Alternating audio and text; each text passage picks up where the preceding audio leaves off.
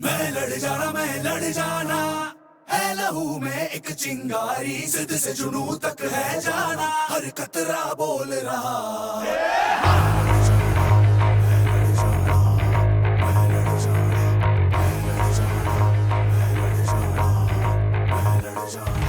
मैं लड़ जाना है लहू में एक चिंगारी, जिद से जुनू तक है जाना, हर कतरा बोल रहा।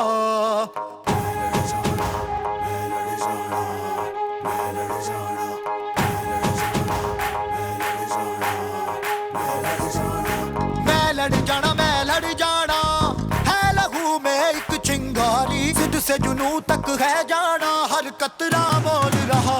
छल्ला सिर ते बन के कफन जद तुरिया, तन के मौत नू वाचा, मारे थर थर कंबदे सारे। छल्ला सिर ते बन के कफन जद तुरिया, तन के मौत नू वाचा, मारे थर थर कंबदे सारे।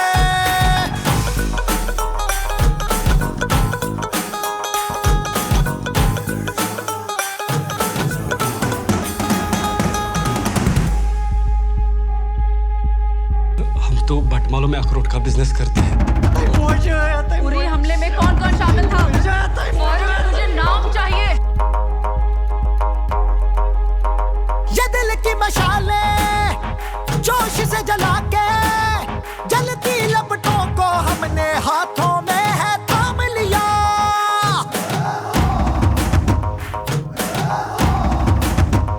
है वो कर जाना के सारा जमाना, फिर देगा मिसाला यारों सबको अपने नाम दिया।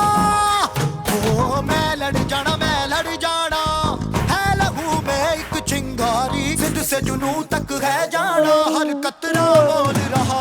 छल्ला सिर ते बन के कफन जद तुरिया, तन के मौत नू वाचा, मारे थर थर कंबदे सारे। गुड इवनिंग भाई, गुड इवनिंग जी। की हाल चाल जी?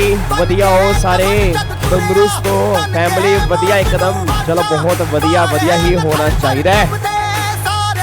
Good evening Afan, good evening Ashutosh, good evening Hansika, good evening.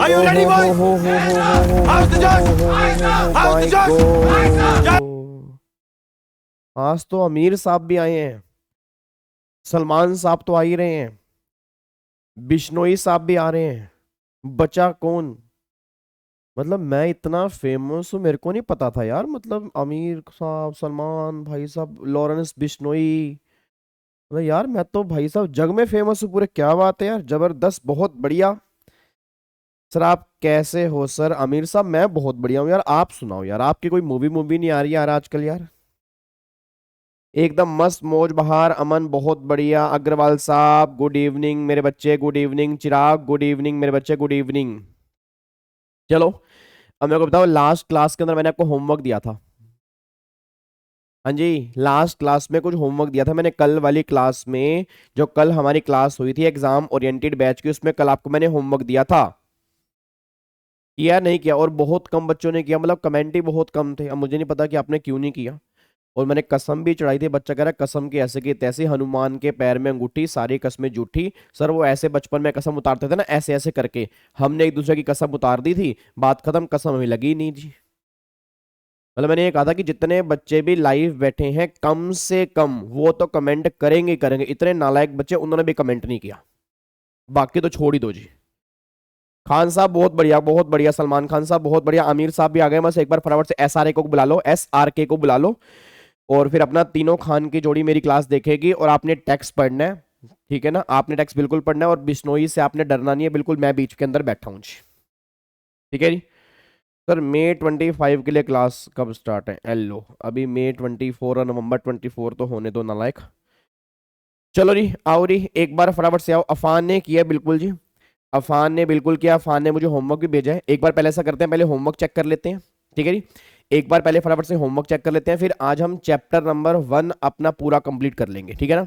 आज हम चैप्टर नंबर 1 के जो बैलेंस टैक्स रेट है उसको आज हम कंप्लीट कर लेंगे, और फिर आज वाली क्लास के अंदर भी मैं आपको होमवर्क दूंगा जो आपने कल क्लास से पहले करके आना है, ठीक है जी। चलो जी आओ जी, एक बार फटाफट से आओ जी। इधर देखो ध्यान से, अब एक बार होमवर्क सारे के सारे बच्चे यहाँ पे चेक कर लो कि आपने आंसर क्या क्या निकाले हैं। लास्ट क्लास में हमने क्या किया था, एक तो सरचार्ज वाला पॉइंट हमने कंप्लीट कर लिया था लास्ट क्लास के अंदर के 115 बीएससी वाले केस में सरचार्ज क्या होगा और नॉर्मल स्कीम वाले केस में क्या सरचार्ज होगा। एक बच्चे ने कमेंट करा था सर हमने पहले 115 बीएससी वाले में 37% पढ़ा था। वो पहले पढ़ा था, पहले मतलब जब पुराने अटेम्प्ट की बात मैं करूं, बट अब नहीं है ना। आपको मैंने कहा भी था कि यहाँ पे अमेंडमेंट आ चुकी है, मतलब 115 बीएससी वाले केस में अब क्या आ चुका है, या 10% या 15% या हाईएस्ट लगेगा 37% वाला सरचार्ज 115 बीएससी में अब नहीं है। ठीक है।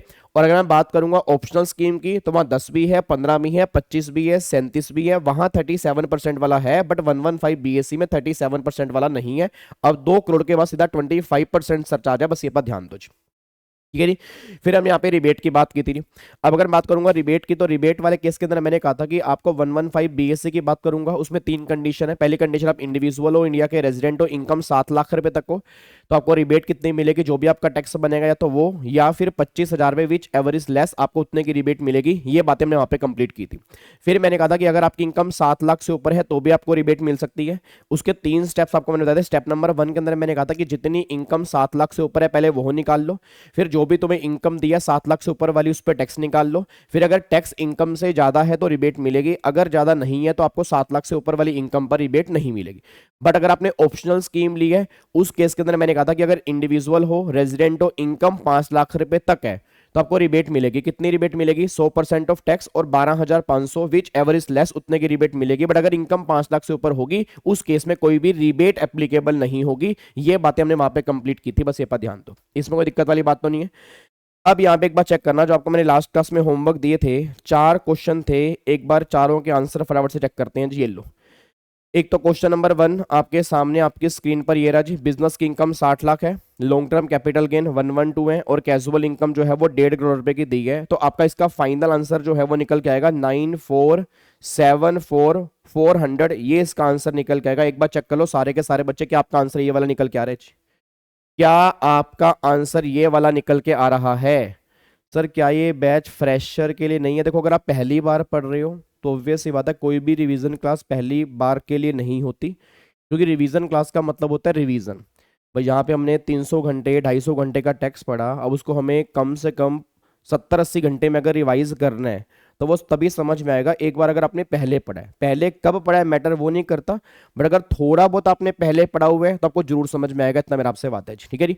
तो पहले का आंसर बनेगा ये वाला जी।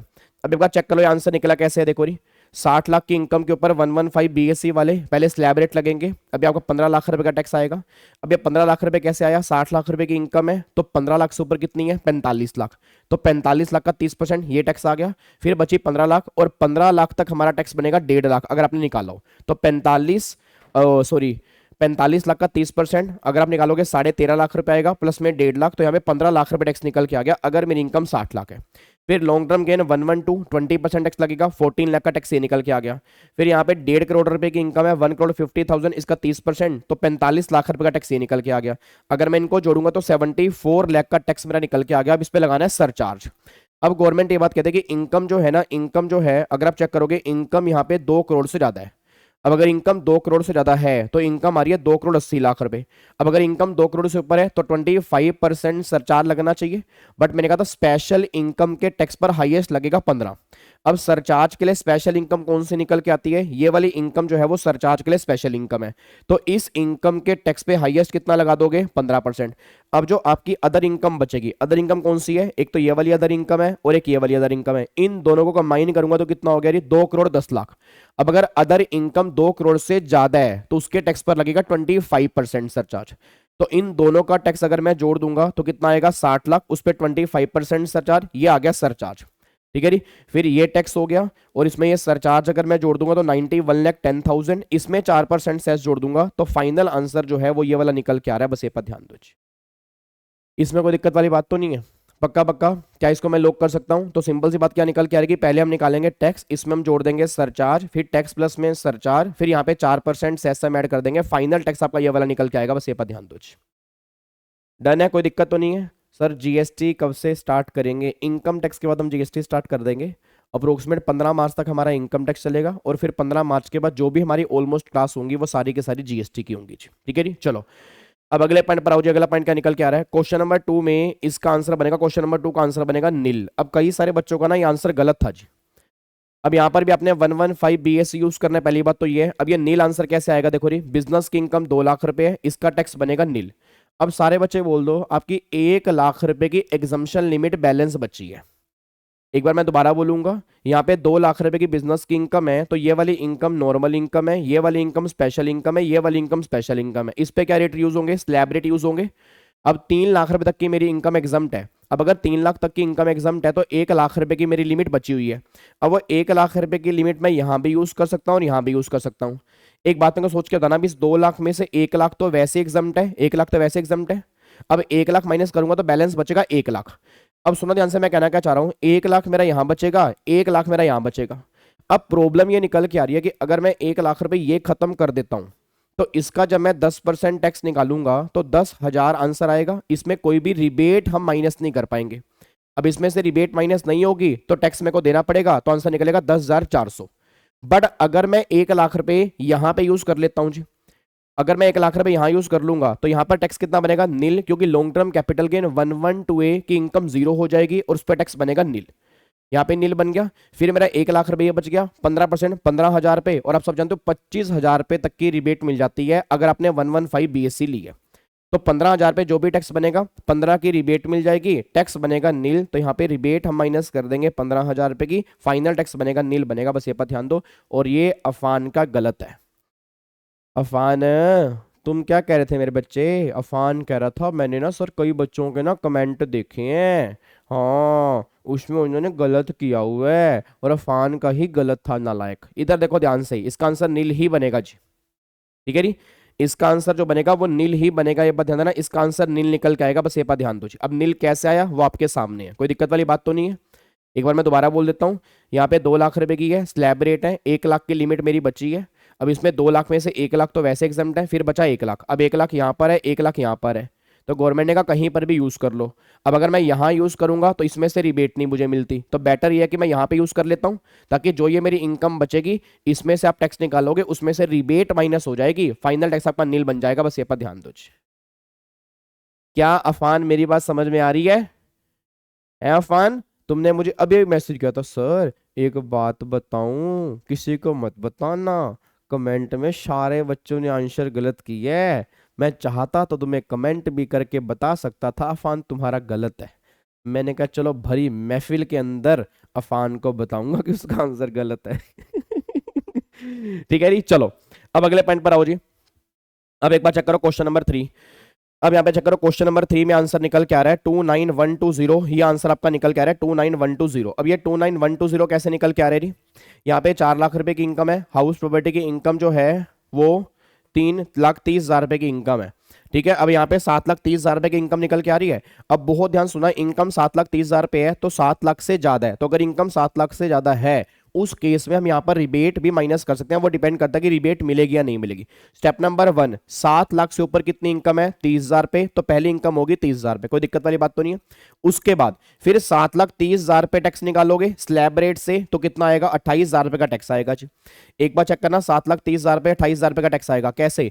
6 लाख से ऊपर कितनी है जी? 6 लाख से ऊपर है 1,30,000, तो 1,30,000 रुपए का 10%, 13,000 रुपए का यह टैक्स हो गया। फिर बचे 6 लाख, 3 लाख से ऊपर कितना? 3 लाख, उसका 10%, तो फिर यहाँ पे सॉरी 5%, तो 15,000 हो गया। 15,000 प्लस में 13,000, 28,000 रुपए का टैक्स यहाँ पे निकल के आ गया।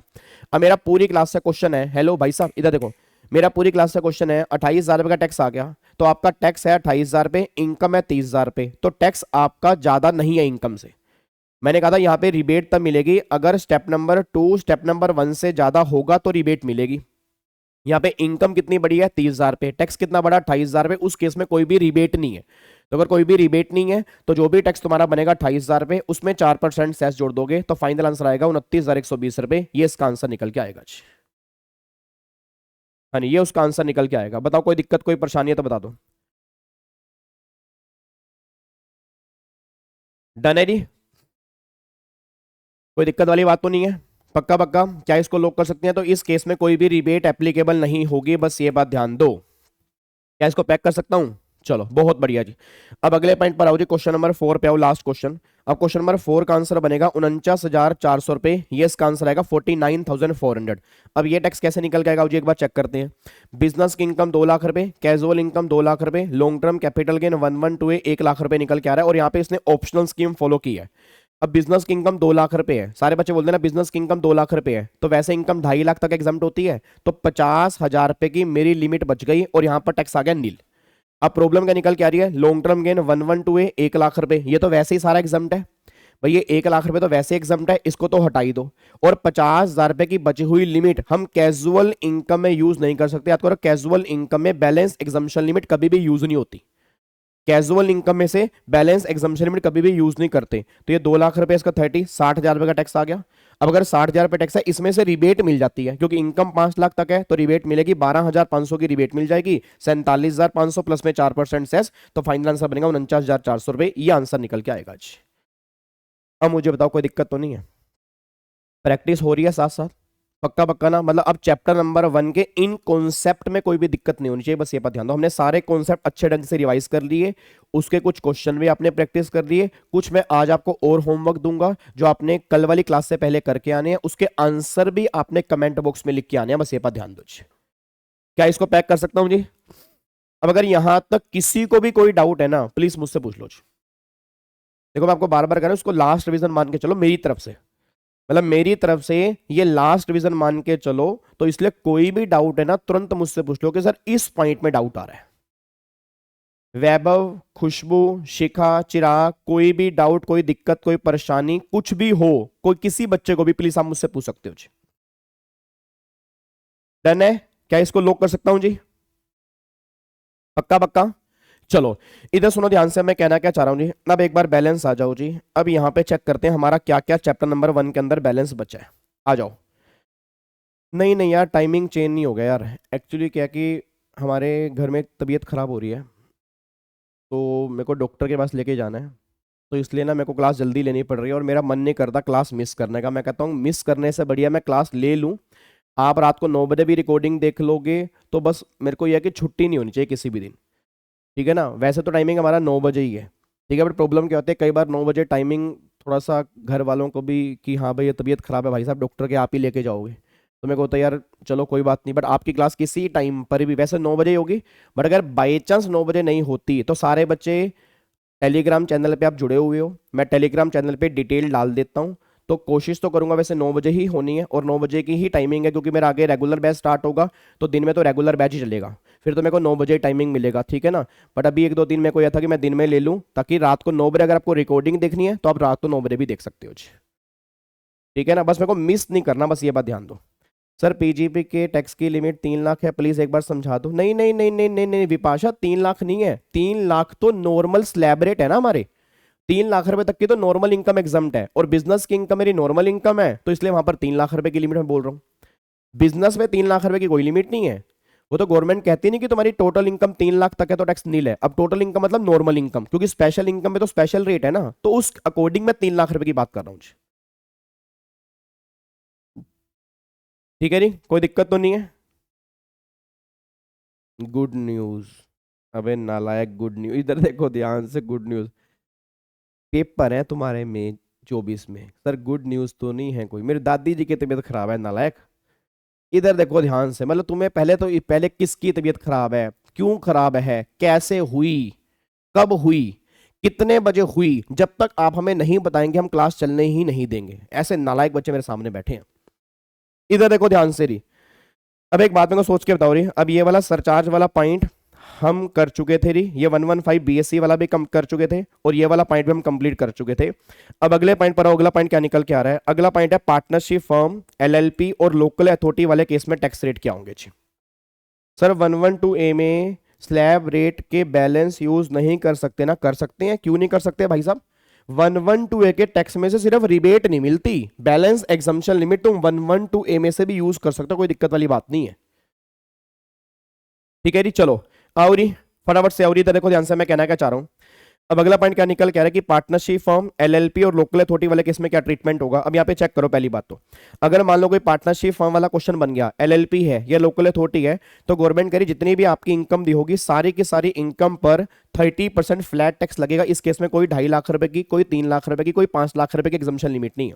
इट मींस अगर बात करूंगा पार्टनरशिप फर्म, अगर बात करूंगा मान लो फॉर एग्जांपल लोकल अथॉरिटी, या बात करूंगा एलएलपी, जितनी भी इनकम दी होगी फ्लैट 30% टैक्स एप्लीकेबल हो जाएगा, बस ये पर ध्यान दो।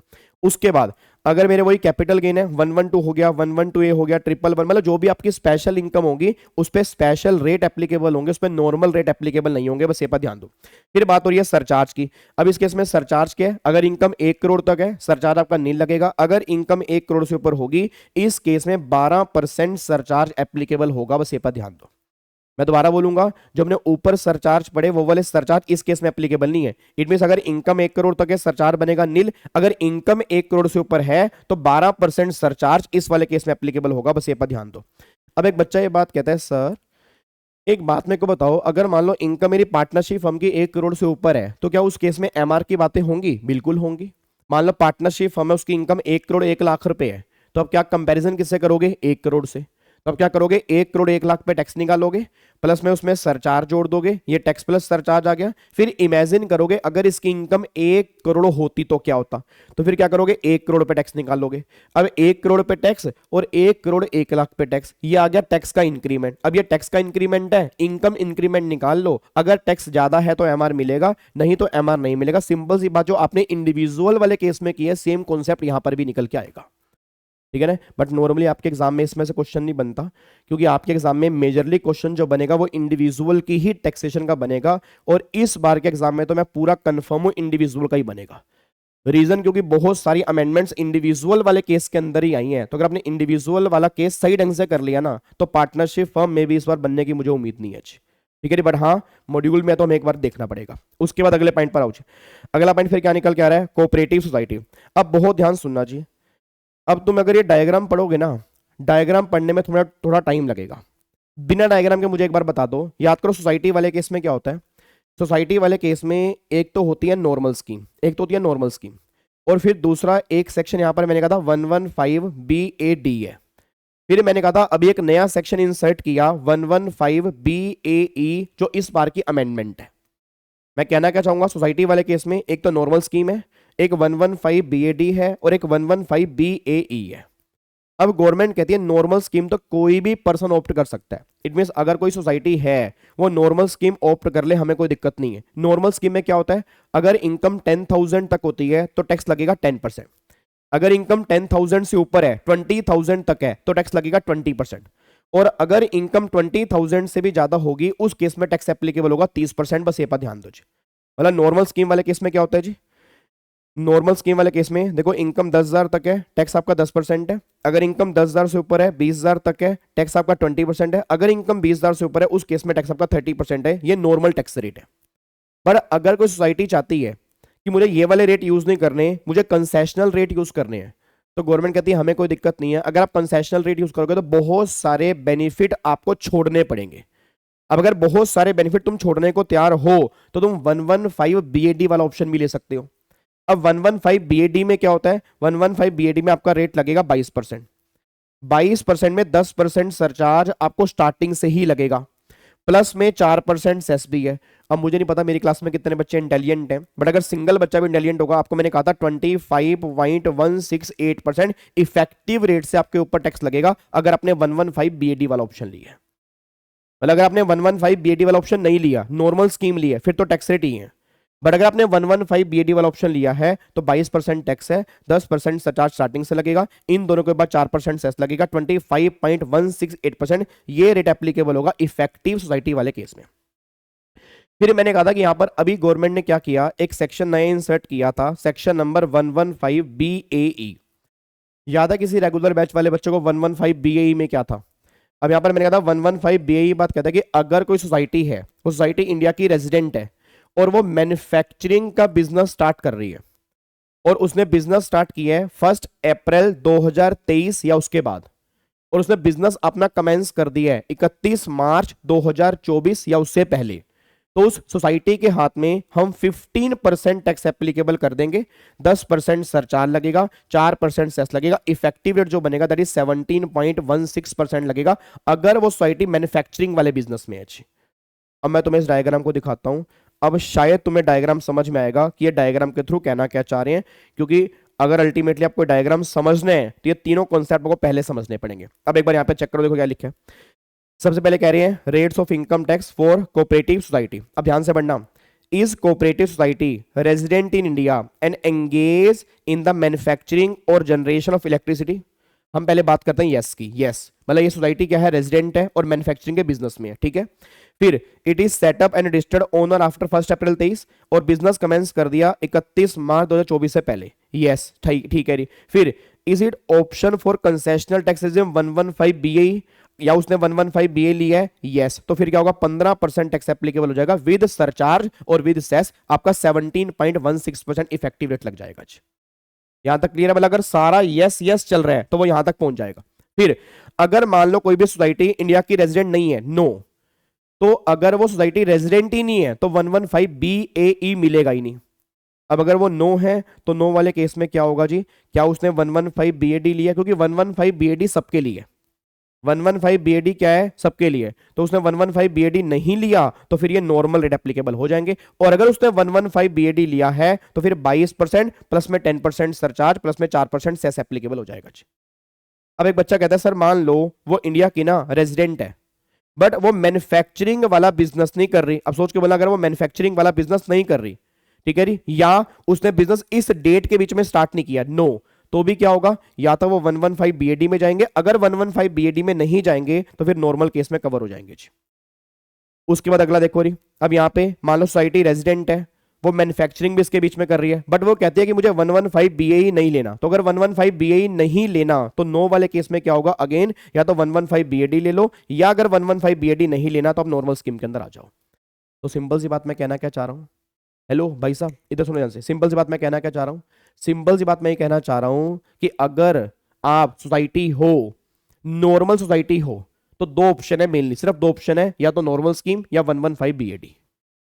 सर क्या 115 BAD भी डिफॉल्ट है कोऑपरेटिव? ना ना ना ना ना ना नहीं नहीं नहीं नहीं नहीं नहीं नहीं नहीं, इस केस में कोई डिफॉल्ट की बात नहीं हो रही ना, इस केस में कोई डिफॉल्ट रीजन की बात नहीं है, वो सिर्फ इंडिविजुअल वाले केस में है, वो सिर्फ इंडिविजुअल वाले केस में है। यहां तो अगर कोई सोसाइटी है, अगर कोई सोसाइटी है नॉर्मल केस में कवर है, या तो 115 BAD या नॉर्मल। अगर नॉर्मल में है तो रेट एप्लीकेबल होगा ये वाला, और अगर 115 BAD वाला ऑप्शन लेगी तो इफेक्टिव रेट पड़ेगा 25.16 है। बट अगर कोई सोसाइटी इंडिया की रेजिडेंट है, मैन्युफैक्चरिंग कर रही है और 1/4/23 से 31 मार्च 24 के बीच में है, तो उन सोसाइटीज को ऑप्शन मिल जाएगा, कौन सा ऑप्शन मिल जाएगा, 17.16 वाला। बस ये पर ध्यान दो। क्या बात समझ में आ रही है जी? अब मैं आपको दिखाता हूं, देखो इस केस में सरचार्ज एप्लीकेबल क्या होगा जी। अब इस केस में सरचार्ज एक बार चेक करना, अगर 115 BAD या 115 BAE वाला ऑप्शन लिया है तो 10% सरचार्ज हर केस में एप्लीकेबल होगा, वहां पे कुछ चेक ही नहीं करना।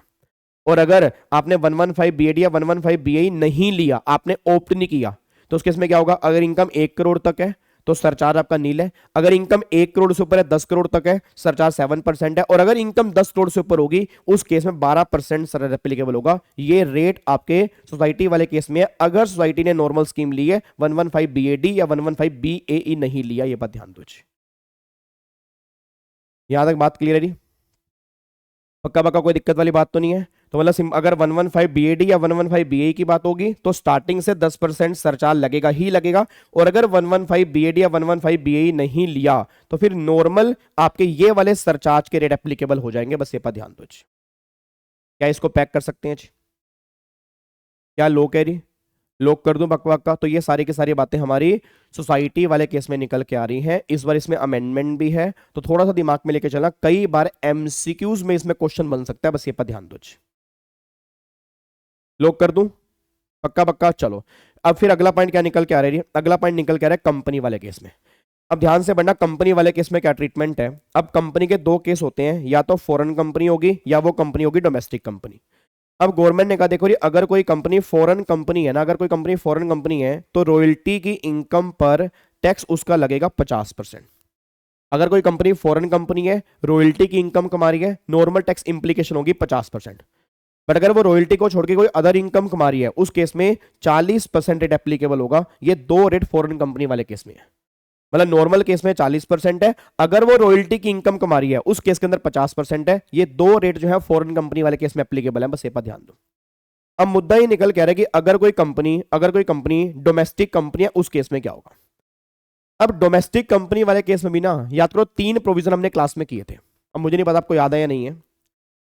डोमेस्टिक कंपनी वाले केस में 3 केस हमने किए थे। एक तो नॉर्मल स्कीम, फिर एक मैंने कहा था 115 बा, और एक मैंने कहा था 115 बी ए बी, अगर आपको याद आ रहा हो।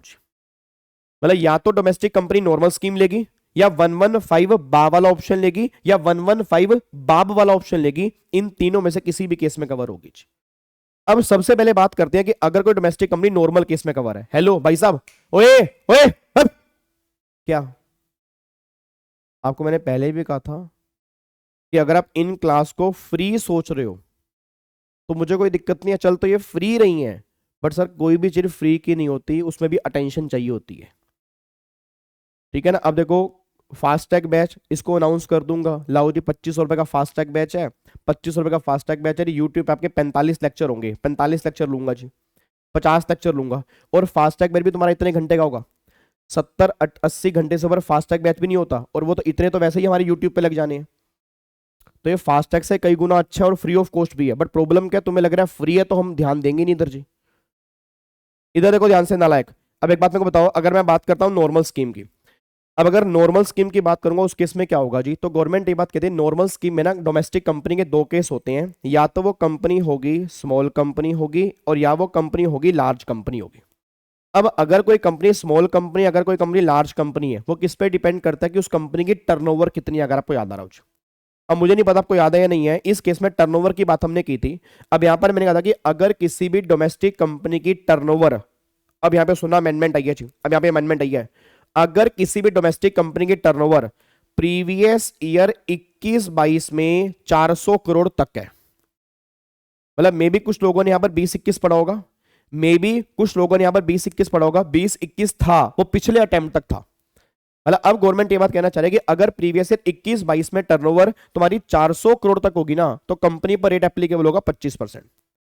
और अगर तुम्हारी टर्नओवर 21-22 में, अगर तुम्हारी 21-22 में टर्नओवर 400 करोड़ से ऊपर होगी, रेट लगेगा 30%।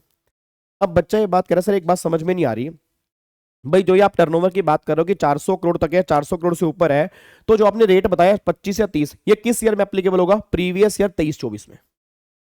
अब सारे बच्चे कान खोल के सुन लें, प्रीवियस ईयर 23-24 में रेट एप्लीकेबल क्या होगा, ये डिपेंड करता है कि तुम्हारी 21-22 में टर्नओवर क्या थी। मैं दोबारा बोलूंगा, प्रीवियस ईयर 23-24 में रेट एप्लीकेबल क्या होगा, ये डिपेंड करता है कि तुम्हारी 21-22 में टर्नओवर क्या थी। अब 21-22 में टर्नओवर 400 करोड़ तक थी, तो 23-24 की इनकम पे रेट लगेगा 25%।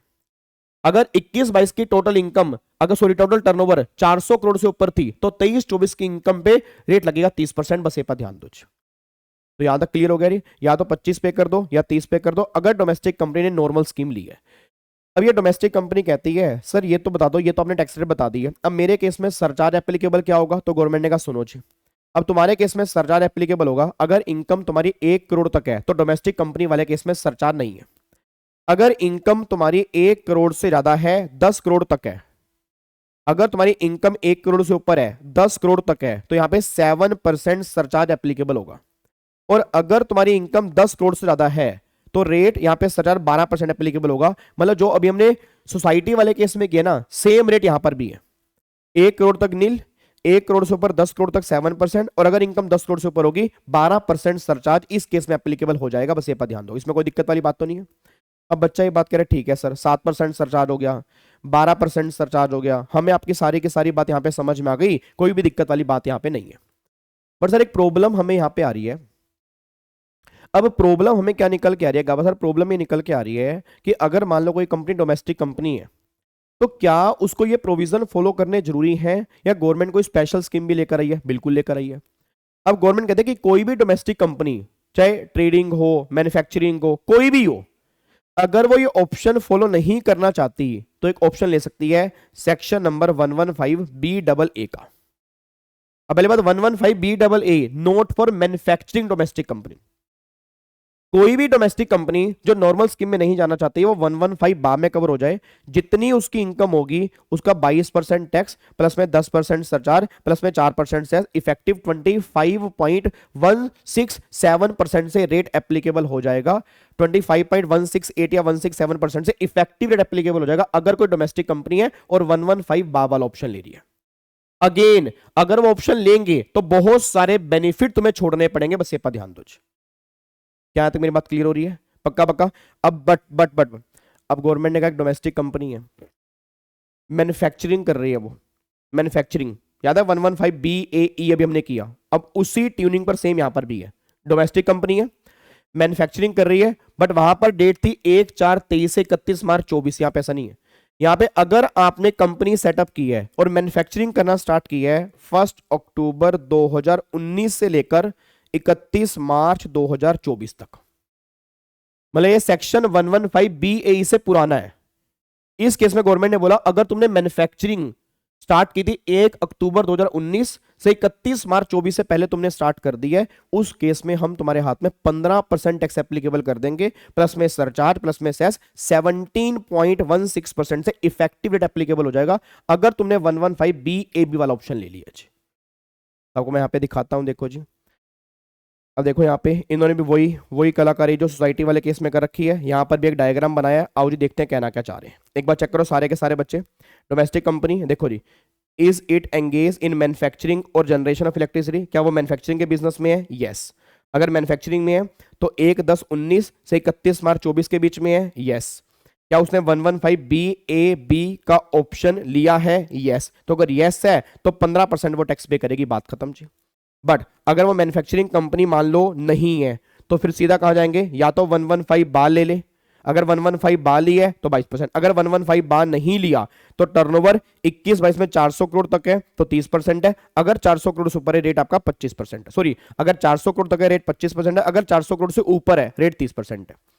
फिर दूसरा केस क्या निकल के आ रहा है यहाँ पे, अगर मान लो आपने मैन्युफैक्चरिंग इस ड्यूरेशन के बीच में स्टार्ट नहीं की तो अगेन या तो 115 बा या फिर आपका 11 नॉर्मल स्कीम के अंदर जाओगे। अगर आपने 115 BAB नहीं लिया, यहाँ पे भी नो है, तो या तो 115 बा या फिर आप जाओगे नॉर्मल स्कीम के अंदर। ये सारी बात आपके यहाँ पे निकल के आना अगर कोई कंपनी है। बट अगेन दोबारा बोल दूं, आपके एग्जाम में यहां से क्वेश्चन बनने की मुझे इस बार कोई उम्मीद नहीं है। देखो MCQ के अंदर बन गया तो बन गया, बट मुझे वहां पर भी उम्मीद नहीं है। उसका रीजन है, देखो कुछ नहीं कह सकते, इंस्टीट्यूट का भला है बुरा है जैसा भी है, मेरा पति मेरा देवता है। बट क्वेश्चन कहां से बनेगा मुझे भी नहीं पता, बट चांसेस पूरे हैं कि आपके इस बार के एग्जाम में इंडिविजुअल में से क्वेश्चन बनेगा और वो डिफॉल्ट स्कीम में से क्वेश्चन बनेगा, जो मुझे लग रहा है। बाकी मुझे इतना अंदाजा नहीं है, बट ये दो इंट्यूशन मेरे अंदर से आ रही है, डिफॉल्ट स्कीम और इंडिविजुअल, इन्हीं दोनों में से इस बार एग्जाम में क्वेश्चन बनेगा, बस ये पर ध्यान दो।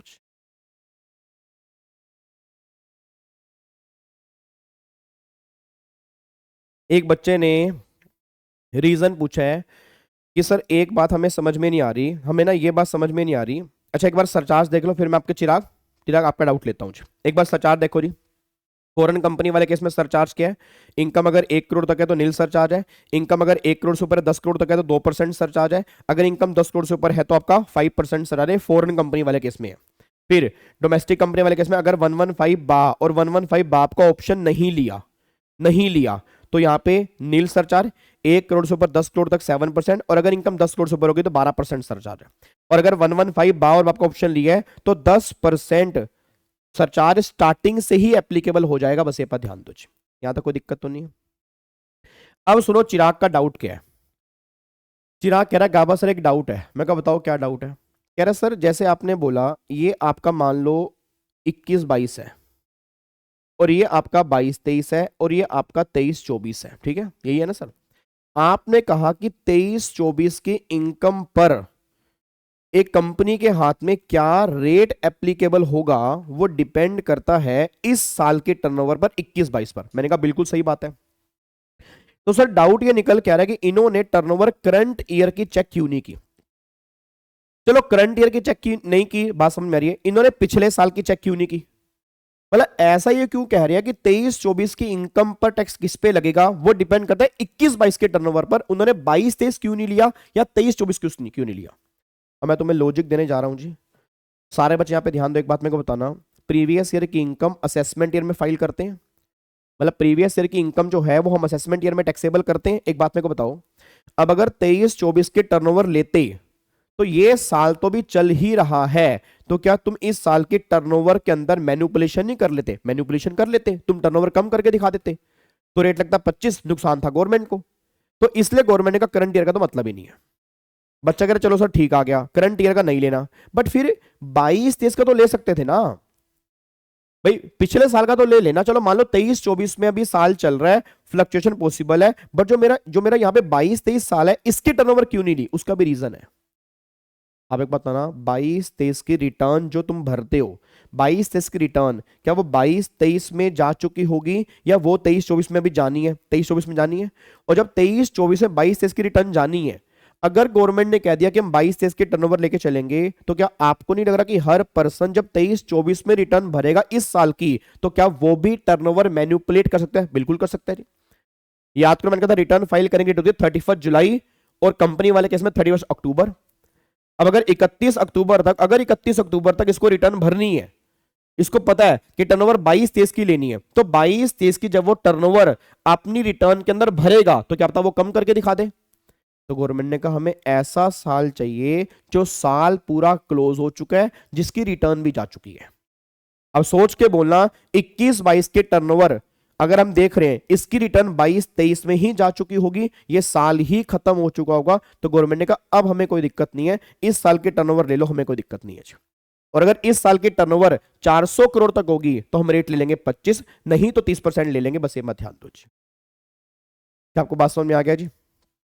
तो ये सारी बात आपके यहाँ पे निकल के आ रही है। आई थिंक अब जाके यहाँ पे क्लियर हो गया, ठीक है जी। अब यहाँ पे एक बार चेक करो जी, अब ये स्पेशल रेट तो हमने कर ली है। 112 वाले केस में 20% है, 112A वाले केस में 10%, 1 लाख तक एग्जाम, 1 लाख के बाद 10%।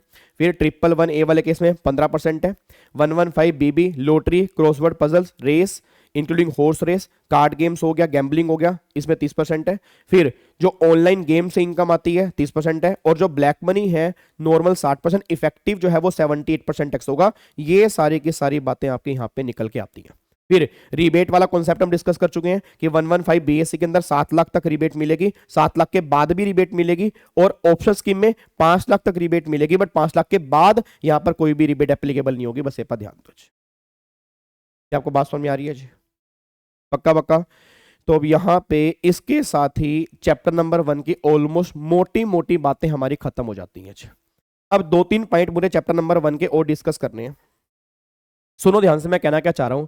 देखो 3-4 बातें तुम्हें बता रहा हूं, ये तुम पेपर में गलती मत कर देना। 3-4 बातें ऐसे बताने जा रहा हूं सर, मैं आपको बता रहा हूं, क्योंकि अगर ये आपने गलती कर दी ना, तो कई बार इंस्टीट्यूट वाले ना, मैंने कहा ना इंस्टीट्यूट के अगेंस्ट कोई एक्शन पॉसिबल नहीं है। तो आपने जब भी क्वेश्चन सोल्व करना है, कुछ बातों का बहुत ध्यान देना है। सबसे पहली बात, अगर आपको लिखनी है तो लिख लेना। सबसे पहली बात, अगर कहीं पर भी उसने लिखा है टैक्स लाइबिलिटी निकालो, किसी की भी निकालो, इंडिविजुअल, एचईएफ, कंपनी, फर्म, किसी की भी निकालो, तो गवर्नमेंट कह रही है कि हर केस में 4% सेस आपको जोड़ना ही जोड़ना है, या कहीं पर लिख लो। मतलब गलती से भी अगर बिना सेस जोड़े आप आंसर देकर आओगे तो तुम्हारे क्वेश्चन पे कांटा भी बच सकता है।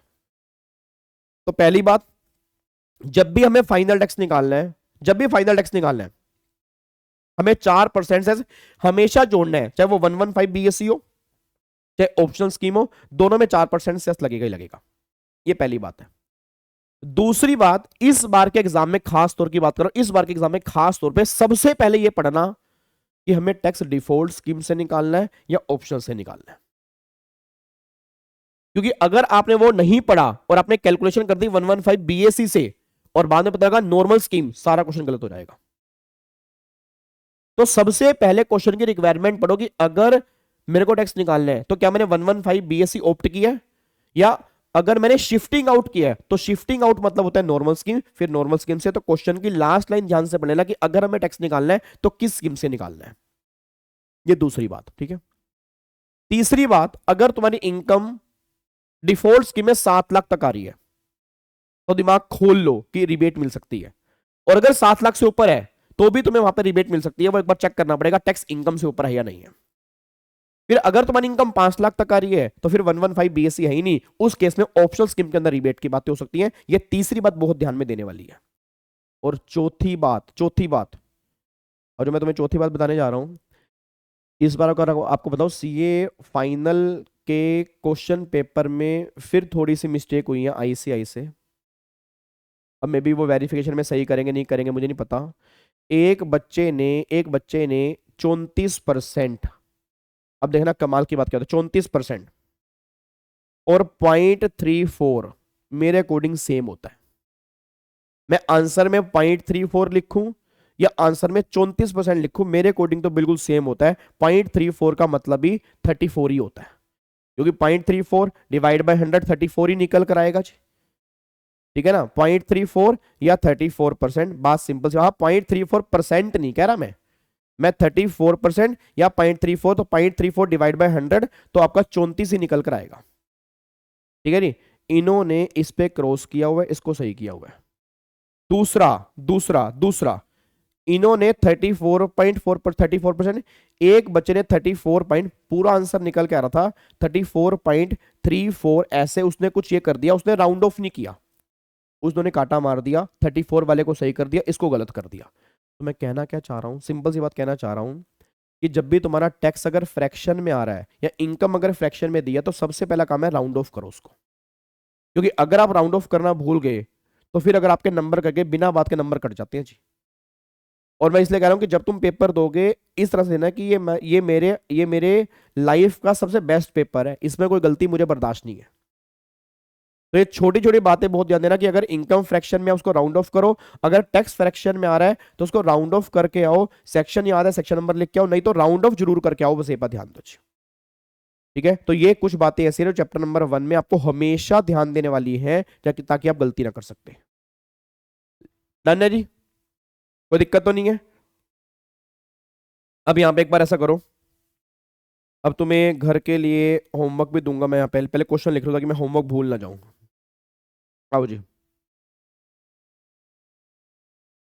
एक बार होमवर्क लिख लो ताकि मैं भूल ना जाऊं होमवर्क तुम्हें देना। लिखो यहाँ पे, mister VG age, mister VG की एज मान लो 60 ईयर, हिज टोटल इनकम जो है 5 करोड़ 80 लाख,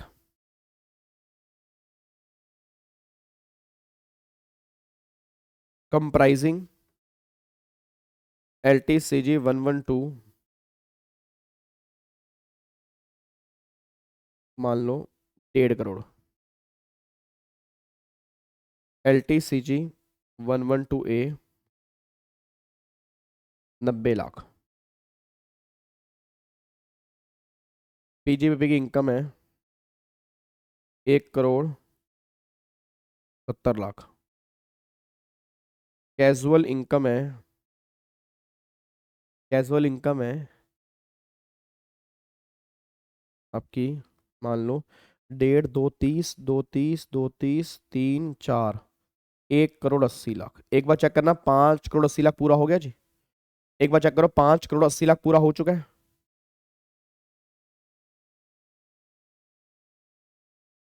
सर आपके बाल इतने सेट कैसे रहते हैं बस क्योंकि हम वो लगाते हैं, क्या नाम है उसका यार, जेल जेल होती है ना, हाँ जेल लगाते हैं। ठीक है जी, आओ जी अब अगला पे क्वेश्चन पे आओ जी। एक तो ये क्वेश्चन हो गया, ये आपने घर से करके आना है जी। क्वेश्चन नंबर 2, क्वेश्चन नंबर 2 है, mister VG total income 7 lakh, मान लो 7,10,000, 590 आ रहा है, 590 हो गया क्या, 180 180 270 270 270 और 370 370 डेढ़, अच्छा 590 हो रहा है। चलो यहाँ 590 लिख लो, फिर 590 लिख लो। ठीक है 590 लिख लो जी, लिखो नहीं। मिस्टर विजय की total income 7,10,000 comprising PGBP 4 lakh and interest on FD, interest FD है 3,10,000 फाइनल टैक्स। अच्छा उसमें आपने सुन लो पहले, इसमें आपने यहां पे लिख लेना इस वाले केस में shifting out from section 115 BAC, ये 115 BAC से शिफ्ट हो रहा है, मतलब डिफॉल्ट स्कीम में कवर नहीं है, ऑप्शनल स्कीम में कवर है, ठीक है। और ये डिफॉल्ट टैक्स रिजीम, ये डिफॉल्ट टैक्स रिजीम है जी, ठीक है जी। क्वेश्चन नंबर 3, क्वेश्चन नंबर 3 लिखो जी। अब क्वेश्चन नंबर 3 में तुम्हें दे रहा हूं, एक कंपनी वाला क्वेश्चन दे रहा हूं, वीजे लिमिटेड है, टर्नओवर उसकी है प्रीवियस ईयर 21-22 में 380 करोड़ और टोटल इनकम 22-23 में है 10 करोड़ 4 लाख, 10 करोड़ 4 लाख। तो फाइनल टैक्स निकालना है as per normal scheme, as per normal scheme, ठीक है जी। फाइनल टैक्स निकालना है एज पर नॉर्मल स्कीम, ठीक है। 3 क्वेश्चन बहुत है हनी, 3 क्वेश्चन बहुत है या और दूं? जल्दी बताओ फटाफट से, क्या 3 बहुत है या और दूं? फटाफट से बोल दो, क्या 3 क्वेश्चन बहुत हैं या और क्वेश्चन दूं? जैसे आप बोलोगे वैसे कर लेंगे। 10 है? हेलो भाई साहब, बोलो बोलो बोलो बोलो। बहुत हैं, रिया कह रही है सर बहुत हैं, चिराग कह रहा है और दीजिए, ओके ठीक है बहुत हैं, खुशबू कह रही है बहुत हैं और दे दो, एक बच्चा कह रहा है बहुत है, अगला कह रहा है और दे दो, एक बच्चा कह रहा है बहुत, अगला कह रहा है और दे दो। अब जो अगला आएगा वो मान लेंगे जी। काफी है, तो प्रखर कह रहा है काफी है, इसी बात पे आप फिर एक क्वेश्चन और लिख ही लो नालायक। लो जी एक क्वेश्चन नंबर 4 और लिख लो जी, क्वेश्चन नंबर 4 एक और लिख लो जी। क्वेश्चन नंबर 4 लिखो यहां पे।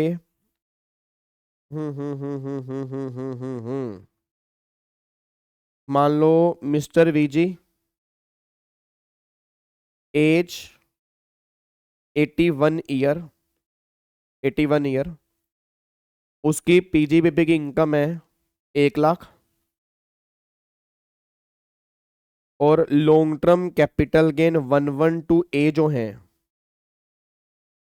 मान लो वो है उसके 2 lakh, long term capital gain 112 जो है वो उसका मान लो है यहाँ पे 3 लाख, ठीक है। और कैजुअल इनकम जो है वो उसकी निकल के आ रही है, मान लेते हैं, या कैजुअल इनकम की बजाय ये लिख लो शॉर्ट टर्म कैपिटल गेन, ये आ रहा है, ये मान लो 2 लाख, ठीक है जी। ये आपका 2 लाख रुपए निकल के आ रहा है। अब बस आपको बताना है इसका फाइनल टैक्स कितना आएगा। फाइनल टैक्स अगर इसने शिफ्टिंग आउट 115 BAC एच, मतलब 115 BAC नहीं लिया, ओहो नहीं, वो तो अफान मैं वो कराऊंगा अभी, एफडी वाली इनकम फ्रॉम अदर सोर्स है जी, ये एफडी वाली इनकम फ्रॉम अदर सोर्स है, डन है। ये 4 क्वेश्चन लिख लिए। अब एक मैं तुम्हें डिविडेंड वाला क्वेश्चन करवा रहा हूं जी। अगर एसटीसी के साथ में कुछ नहीं लिखा था वो नॉर्मल इनकम है, अगर मैं 111 कहता फिर वो स्पेशल इनकम बन जाती, अगर मैंने कुछ नहीं कहा था वो नॉर्मल इनकम है, नॉर्मल इनकम मतलब स्लैब रेट की बात होगी, बस ये पर ध्यान दो, ठीक है जी। अब एक क्वेश्चन मैं तुम्हें डिविडेंड वाला करवा रहा हूं। अब एक बार सारे बच्चे यहां पे आओ जी, एक क्वेश्चन हम डिविडेंड वाला, अगर आप खुद करोगे तो आप खुद कर लेना, जिन बच्चों को नहीं पता डिविडेंड वाला वो मैं यहां पे करवाने जा रहा हूं जी। आओ जी क्वेश्चन नंबर 5 लिख लो यहां पे, क्वेश्चन नंबर 5 लिखो यहां पे, पीजीबीपी मान लो पीजीपी की इनकम है, let's take an example 90 lakh. Short term capital gain 111A है मान लो 70 lakh. Long term capital gain 112A है 80 लाख। डिविडेंड की इनकम मान लो है 1,20,00,000 और कैजुअल इनकम जो है 1,00,00,000 मान लो 20 लाख। लो जी, अब ये टोटल बताओ कितना हो गया। पहले तो ये टोटल हो गया 90 लाख प्लस में 70 लाख प्लस में 80 लाख प्लस में 1,20,00,000 प्लस में 1,20,00,000, तो ये आ गया 4,80,00,000 रुपए आपका यहाँ पे टोटल इनकम आ गई 4,80,00,000 रुपए की। और हम ये मान रहे हैं कि इसने सेक्शन नंबर 115 BAC लिया हुआ है, इसने 115 BAC लिया हुआ है जी। ठीक है जी। अब जिन बच्चों को ये आता है वो तो अपना अपना करना स्टार्ट कर दें, जिनको नहीं आता अब सारे बच्चे यहाँ पे ध्यान देंगे जी। एक बार अब यहाँ पे चेक करना, एक बात मेरे को बताओ जी। अब यहाँ पे बिजनेस की इनकम जो है, बिजनेस की इनकम कौन सी इनकम है जी? बिजनेस की इनकम नॉर्मल इनकम है, ये वाली इनकम स्पेशल इनकम है, ये वाली इनकम स्पेशल इनकम है, ये वाली इनकम नॉर्मल इनकम है, और ये वाली इनकम जो है ये आपकी कौन सी है? स्पेशल इनकम है। इसमें कोई दिक्कत तो नहीं है। अब एक तो ये वाली इनकम नॉर्मल इनकम है और एक ये वाली इनकम जो है नॉर्मल इनकम है, तो इन दोनों इनकम पर हम लगा देंगे स्लैब रेट। तो अगर मैं इन दोनों इनकम को जोड़ के टैक्स निकालूंगा तो टैक्स कितना आएगा? 1,20,00,000 और 90 लाख। तो यहाँ पे 2,10,00,000 पे हमने लगाने हैं स्लैब रेट, कोई दिक्कत तो नहीं है। अब 2,10,00,000 है तो 15 लाख से ऊपर कितनी है जी? माइनस में 15 लाख, क्योंकि 15 लाख के बाद 30% है तो 1,95,00,000, इसका 30% और प्लस में 15 लाख तक कितना आएगा? 1.5 लाख, तो 1.5 लाख इसमें टैक्स जोड़ दूंगा तो ये 60 लाख रुपए का टैक्स निकल के आ जाएगा इन दोनों की इनकम के ऊपर। बताओ इसमें कोई दिक्कत तो नहीं है जी? हेलो भाई साहब, इसमें कोई दिक्कत तो नहीं है? एक बार दोबारा बोलूंगा, एक बार फिर बोलूंगा, एक बार फिर बोलूंगा। तो कहना क्या चाह रहा हूं, बिजनेस की इनकम नॉर्मल इनकम है, डिविडेंड की इनकम भी नॉर्मल इनकम, डिविडेंड की इनकम अब स्पेशल इनकम नहीं है। डिविडेंड की इनकम स्पेशल इनकम है, वो सरचार्ज के लिए है, टैक्स निकालने के लिए नहीं है जी। तो 90 लाख और 1,20,00,000 कितना हो गया? 2,10,00,000। अब अगर 2,10,00,000 पे टैक्स निकालूंगा तो 2,10,00,000 पे कितना आएगा जी? नॉर्मल स्लैब रेट से आपका टैक्स निकल के आएगा 60 लाख का जी। इसमें कोई दिक्कत तो नहीं है। उसके बाद अब शॉर्ट टर्म गेन 111A, इस पे टैक्स कितना आएगा जी? 70 लाख का 15%, इसका 15% अगर मैं निकालूंगा तो ये 10,50,000 रुपए का इस पे टैक्स आ गया जी, इसका 15%। फिर लॉन्ग टर्म गेन 112A पे टैक्स कितना आएगा? 80 लाख है, 1 लाख एग्जाम्प्ट है तो 79 लाख का 10% कितना आ गया? 7,90,000 रुपए का ये टैक्स आ गया। फिर कैजुअल इनकम में कितना आएगा जी? कैजुअल इनकम में 30% है, 1,20,00,000 उसका 30% तो 36 लाख रुपए का ये टैक्स आ गया जी। अब अगर मैं इनको जोड़ लूंगा तो 60 लाख, 10,50,000 और 7,90,000 और यहाँ पे 36 लाख रुपए, तो भाई साहब 1,14,40,000 रुपए का टैक्स निकल के आ गया। 1,14,40,000 का टैक्स यहाँ पे निकल के आ गया। इसमें कोई दिक्कत परेशानी तो नहीं है जी? हाँ नहीं, क्या मैं इसको लॉक कर सकता हूँ? पक्का पक्का। तो 1,14,40,000 रुपए का ये टैक्स आपका निकल के आ गया अगर मेरी इनकम ये वाली दी हुई है। डन है ना यहां तक? हेलो भाई साहब, कोई दिक्कत तो नहीं है? पक्का पक्का। अब इसमें एप्लीकेबल करना है सरचार्ज, अब इस पे लगाना है सरचार्ज। अब मुद्दा क्या निकल के आ रहा है? गवर्नमेंट ने करी इनकम तुम्हारी जो है वो 4,80,00,000 रुपए है, मतलब 2 करोड़ से ज्यादा है। अब अगर इनकम 2 करोड़ से ज्यादा है तो गवर्नमेंट ने कहा स्पेशल इनकम के टैक्स पे लगेगा हाईएस्ट 15, मतलब उस पे 25 लग ही नहीं सकता। जो भी तुम्हारी स्पेशल इनकम है उसके टैक्स पे हाईएस्ट कितना लगेगा? 15%। अब स्पेशल इनकम डिविडेंड के लिए कौन कौन सी है? एक तो ये वाला, इसका टैक्स इस पे लगेगा 15। एक ये वाली इनकम भी स्पेशल इनकम है, इस पे भी लगेगा 15। फिर गवर्नमेंट ने कहा ये वाली इनकम भी स्पेशल इनकम है, इसके टैक्स पर ही 15% लगेगा। अब प्रॉब्लम क्या निकल के आ रही है कि भाई ये टैक्स तो मुझे पता है, ठीक है ना, ये वाला टैक्स तो मुझे पता है, ये वाला मुझे पता है, बट इस पे कितना टैक्स आएगा वो तो मुझे पता ही नहीं है। एक बच्चा कह रहा है सर इसमें कमाल की बात है, इस कैसे क्या हो गया सर, आप हमें टैक्स पढ़ा रहे हो, तो इस पे करना क्या है? 1,20,00,000 पे अलग से हम टैक्स निकाल लेते हैं, जो उसका टैक्स होगा 15% सरचार्ज लगा देंगे। वाह भाई वाह, वाह वाह वाह, बहुत बड़ी वाह। अगर ऐसे ही होता फिर तो हर बच्चा कमाल ही ना कर देता। एक बात मेरे को सोच के बताओ नालायकों, अगर तुम 1,20,00,000 पे स्लैब रेट लगा दोगे तो क्या तुम्हें नहीं लग रहा कि तुमने 2 बार स्लैब रेट यूज कर दिए? 90 लाख पे अलग कर दिए, 1,20,00,000 पे अलग कर दिए। भाई ये टैक्स निकालने के लिए है तो ये नॉर्मल इनकम ना। अब प्रॉब्लम क्या निकल कह रहा है कि फिर 1,20,00,000 पे टैक्स कैसे आएगा? तो गवर्नमेंट ने कहा सिंपल, गवर्नमेंट का क्या हुआ, तेरा टैक्स 60 लाख रुपए निकल के आ रहा है ना। अब अगर ये 60 लाख रुपए तेरा टैक्स आ रहा है किस पे? 1,20 और 90, 2,10,00,000 पे, तो डिविडेंड की इनकम पे कितना आएगा वो निकाल। अच्छा नहीं नहीं नहीं नहीं नहीं, एक बार दोबारा कहा बस। मैंने ये बोला कि गवर्नमेंट ने कहा था कि दोनों इनकम तेरी नॉर्मल इनकम है टैक्स निकालने के लिए, उस पे टैक्स कितना आ रहा है? 60 लाख। तो 60 लाख आ रहा है 2,10,00,000 पे, तो 1,20,00,000 पे कितना आएगा? एवरेज करके निकाल दे। तो मतलब क्या निकल के आ रहा है, अब अगर 60 लाख आ रहा है 2,10,00,000 पे, तो भगवान झूठ ना बुलवाए, तो 1,20,00,000 पे कितना आएगा जी? ये आएगा आपका 34,28,571 रुपए का टैक्स आ रहा है डिविडेंड की इनकम पर 1,20,00,000 पर, इतना निकल के आ रहा है जी। ठीक है जी, एक बार दोबारा देखते हैं, एक बार दोबारा, कहीं मेरे से गलती ना हो जाए। 60 लाख टैक्स आ रहा है 2,10,00,000 पे, तो 1,20,00,000 पे कितना आएगा जी? तो 34,28,571 पे ही आ रहा है। ठीक है, अभी आ गया डिविडेंड पे, तो बैलेंस इनकम पर कितना बच गया? अब इसको 60 लाख में से माइनस कर दो, तो बैलेंस पर आ गया 25,71,429 रुपए। ये टैक्स मेरा बैलेंस बच गया। तो पहले ऐसा करते हैं, सरचार्ज लगा लेते हैं 15% स्पेशल इनकम पर। अब मेरे को बताओ 10,50,000 ये और 7,90,000 ये, एक बार जोड़ते रहना जी। ये 10,50,000 ये होगी स्पेशल इनकम का टैक्स, 7,90,000 पे LT 112 है, और अब ये डिविडेंड वाला कितना आ गया? 34,28,571। ठीक है जी, अब इन पे लगा दोगे 15% सरचार्ज, 15 से ऊपर इस पे लगना ही नहीं है।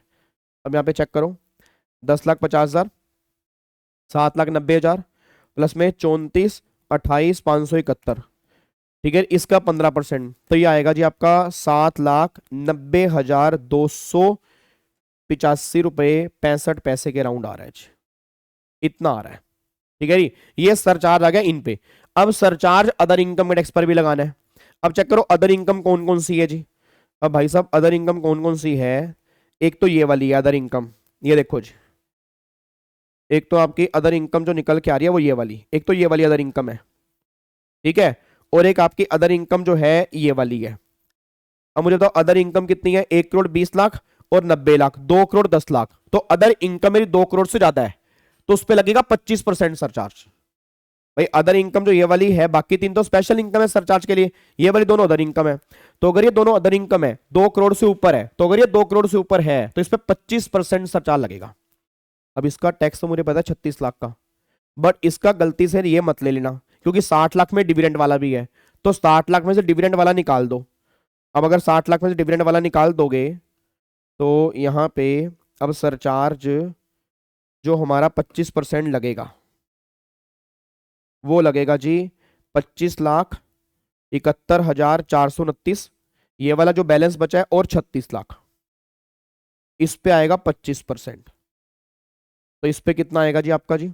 अब अगर इस पे 25% मैं निकाल दूंगा तो यहाँ पे आएगा 2571 और 429 प्लस में 36 लाख, इसका 25%, तो ये आ गया भाई साहब 15,42,857 रुपए 25 पैसे। ठीक है जी, यहां पे आ गया 25 पैसे। अब इनको जोड़ लो, किन किन को जोड़ लो जी? एक तो ये टैक्स, एक तो ये टैक्स हो गया, एक ये सरचार्ज हो गया और एक ये सरचार्ज हो गया, इनको जोड़ लो जी। 1,14,40,000 प्लस में 790, ठीक है जी, 285.65 प्लस में 1,54,2,857 पॉइंट में 25, तो ये कितना आ गया जी आपका? 1,37,73,142 रुपए 90 पैसे। अब इसमें 4% अगर आप सेस जोड़ दोगे तो फाइनल आंसर क्या निकल के आएगा जी आपका? 1,43,44,000 24,068.61, तो राउंड ऑफ करके आएगा 1,43,24,070 रुपए ये आंसर आएगा जी। कोई दिक्कत परेशानी है तो बता दो भाई, एक बार चेक करना सही आ रहा है जी।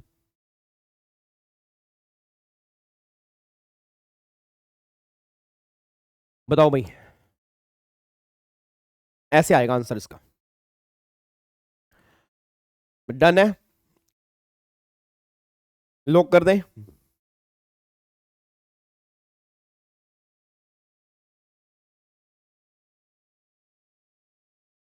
क्या इसको हम लॉक कर सकते हैं? ठीक है जी। तो फाइनली अब जाके चैप्टर नंबर 1 हमारा पूरा खत्म हो जाता है जी। अब चैप्टर नंबर 1 के अंदर हमारा बैलेंस कुछ भी नहीं बचा, एक बस चीज बची है हमारी पार्शियल इंटीग्रेशन मेथड। ठीक है जी, बट वो भी हम डिस्कस नहीं कर पाएंगे, उसको हम आगे जाके डिस्कस करेंगे, पार्शियल इंटीग्रेशन मेथड। तो अब जाके चैप्टर नंबर 1 विद क्वेश्चंस हमारा यहाँ पे कंप्लीट हो चुका है जी। लॉक कर दूं इसको जी। ठीक है, अब फिर कल वाली क्लास में हम क्या करेंगे जी? कल वाली क्लास में हम करेंगे अपना रेजिडेंशियल स्टेटस जी। ठीक है ना, तो कल वाली क्लास में हम डिस्कस करेंगे रेजिडेंशियल स्टेटस का चैप्टर। कल वही 9 बजे हम मिलते हैं। ठीक है, बाकी सारे बच्चे प्लीज आपसे रिक्वेस्ट है, टेलीग्राम चैनल पे जो रेगुलर बैच वाले बच्चे हैं वो तो विश्वास बैच में ऐड है ही हैं, और बाकी सब बच्चे अल्टीमेट सीए के टेलीग्राम चैनल पे ऐड हो जाएं। ठीक है जी, और उस पर जो भी इंफॉर्मेशन होगी उसके ऊपर मैं डाल देता हूँ ताकि आपको टाइमिंग का पता लग जाए जी। डन, लोग कर सकते हैं। अब आपने क्या करना है, एक तो लाइक जरूर करना है, वो तो डेली मैं बोलता ही हूँ। कमेंट आप करते नहीं हो, वो आपकी मर्जी है, जब आपके दिल से निकले तब कमेंट कर देना। ठीक है, और ये होमवर्क आपने जरूर 4 क्वेश्चन घर से करके आने हैं। अगेन इसके आंसर सबने कमेंट बॉक्स में डालने हैं ताकि मुझे पता लगे कि आपने इसमें क्या कलाकारी की है। ठीक है जी, चलो तो फिर बाकी मिलते हैं हम कल वाली क्लास में जी। ठीक है, बाकी हम मिलेंगे कल वाली क्लास में। कल हम नए चैप्टर की रिवीजन स्टार्ट करेंगे और उसके भी हमें क्वेश्चन साथ में कंप्लीट करने हैं। और मैं दोबारा बोल दूं, इस बार इन दोनों चैप्टर में से कम 10 से 15 नंबर के क्वेश्चन बनेंगे, क्योंकि इन दोनों चैप्टर में अमेंडमेंट है और मुझे उम्मीद है इस बार इन दोनों में से क्वेश्चन बनने की। ये बात ध्यान देना चाहिए। Yes Saurabh, short term capital gain अगर 111A वाला है फिर तो 15% है, और अगर 111A वाला नहीं है फिर वो नॉर्मल स्लैब रेट में आएगा जी। ठीक है जी, चलो ओके जी, bye bye, tata, thank you so much, God bless you, love you all, जय हिंद। फिर मिलते हैं बहुत जल्दी कल वाली क्लास में। थैंक यू सो मच, जय हिंद, गॉड ब्लेस यू। हाँ हाँ, राउंड ऑफ भी करना है, बिल्कुल राउंड ऑफ करना है, बिल्कुल राउंड ऑफ लास्ट में राउंड ऑफ करना है, बिल्कुल लास्ट में 10 के मल्टीपल में। आप सब जानते हो ना, इनकम और टैक्स दोनों 10 के मल्टीपल में राउंड ऑफ करते हैं।